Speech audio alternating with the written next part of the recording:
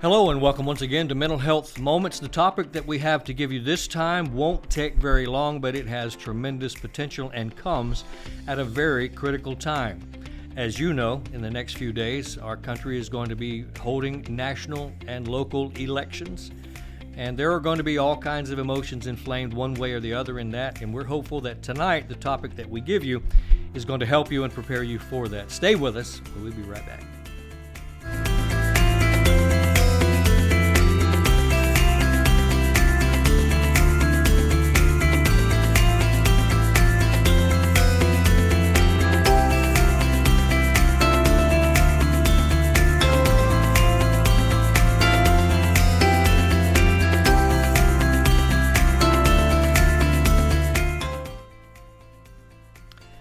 And we're back. We appreciate that you stayed with us. The subject that we're going to be dealing with tonight is one of our most requested topics, dealing with toxic people.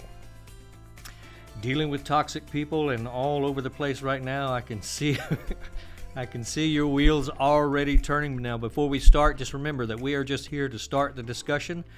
We're just here to provide the information. Do not shoot the messenger. This is huge, and we're just going to scratch the surface. Unfortunately, we happen to live right now in a time in a society where toxicity and toxic behavior is everywhere. You see it everywhere. You see it in road rage episodes that are pretty frequently. We see it in fights in businesses. Sometimes you just happen to walk into a business at the wrong time and hear people going on, even getting physical and right there in the middle of the place. Neighborhood disputes where one neighbor is having an issue with the other neighbor and it just continues on. We see it in divorce courts. Very toxic behavior. I'm a former law enforcement officer, and so I can clearly remember many times going into situations that were just like that, where toxic behavior was involved. And the problem with that is that many times neither of the persons will admit that their behavior is toxic. If you're dealing with toxic behavior right now, you probably have something going on with someone, and if you were to ask that person if you were the problem, they would most definitely say, yes, you are the problem, when the fact is that it's not that way at all. The reality is that in one way or another we all deal with it, and we deal with it sometimes, unfortunately, continuously. Sometimes it's just minor. Their toxic behavior is just a passive-aggressive little moment. It's just a thing. It's just a comment. It's just a look. But sometimes it is much more than that. It can even go to the point of being deadly, unfortunately. So, what is a toxic person? According to WebMD, and this is one that I went to the professionals on, a toxic person is anyone whose behavior continuously adds negativity and upset to your life. Many times, people who are toxic are dealing with their own stresses and traumas, and to do that, they act out in ways that don't present them in the best light and usually upset others along the way. The toxic traits of a toxic person. They include being unsupportive and unpleasant in their behavior. Unsupportive and unpleasant behavior. Being manipulative. They've learned how to manipulate others just simply with their words and their behavior. They are judgmental. It just seems that a toxic person always has something to say about something or someone. They're very controlling. If you're wondering if you're in relationship with a toxic person, are these traits evident in their lives? Are they controlling? Are they selfish? Are they self-centered? All of those things are indicators that you may be or dealing with a toxic person. Such people can be the cause of various negative feelings and emotions that are happening in your own life. Toxic people and toxic behavior definitely have an impact on us. They can cause depression, anxiety, worthlessness, and unhappiness in your life. You can start to feel like that you're the problem, and I just don't know if I want to continue on with it. So there are some key signs to look for in toxicity. Self-absorption, self-centeredness are some of the most important to look for. Manipulation and other emotional abuses, dishonesty and deceit. It just seems like they traffic in deception.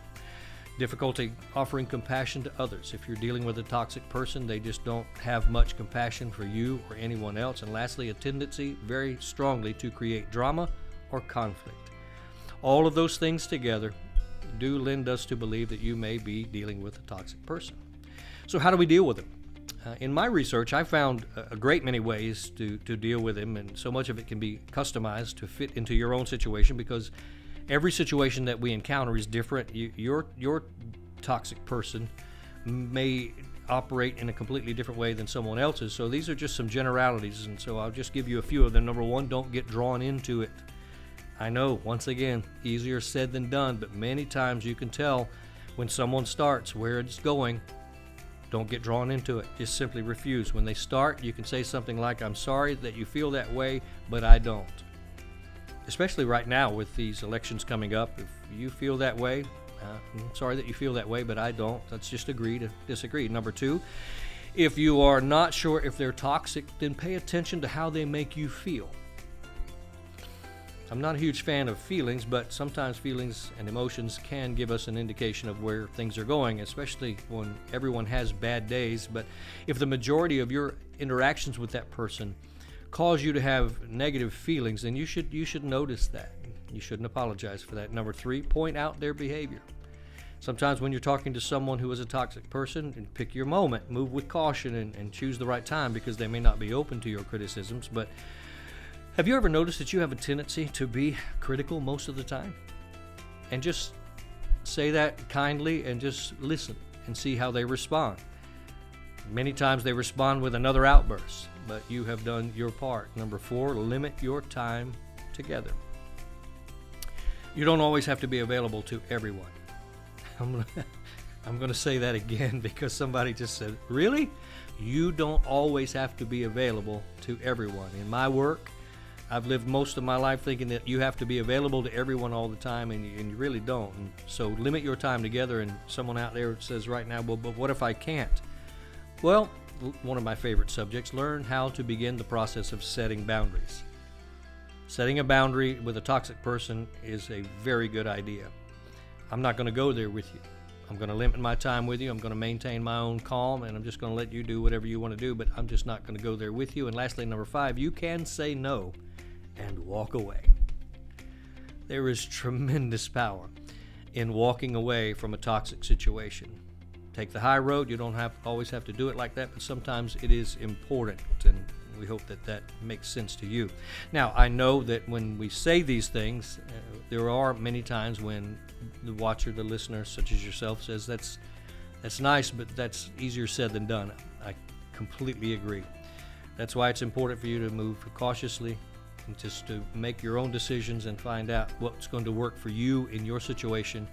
But I tell you this, that if you are in relationship with toxic people, it's probably not going to get better.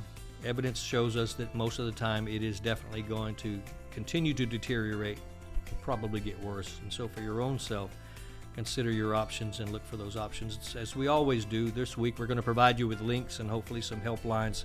We're going to provide you with some phone numbers that you can call, that you can talk to people that deal with this specifically. But we always ask you, what are your thoughts? And do you have any comments? Do you have any suggestions? As I said at the beginning, this is here to scratch the surface and start the discussion. So if you have a thought that you think would help us all, please be free to put that there in the comments. And look back this next week as we provide other resources that we're going to give to you. We hope our time together tonight has been helpful to you. If you're not a subscriber, take the time to click that link and join with us. If you see this content is important for someone, maybe share it with them or tag them in it. Until next time, we look forward to seeing you again. And don't forget, get out there and let your voice be heard. Vote this week. Thank you for being with us.